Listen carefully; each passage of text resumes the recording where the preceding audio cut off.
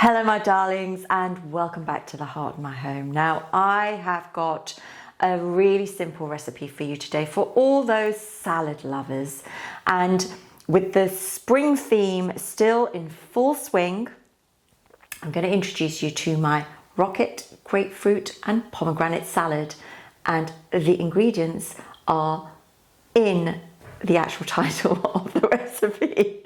But let's get on with showing you how to put these ingredients together. Now don't forget to like and don't forget to press the subscribe button and share with your family and friends. See you on the other side. So for the spring pomegranate, grapefruit and rocket salad, we are going to need some garden rocket. If you're growing yours, that's great. Otherwise, you know where you can pick your fresh rocket up from. I have some delicious grapefruit here, perfect for this time of year to support the spring cleanse.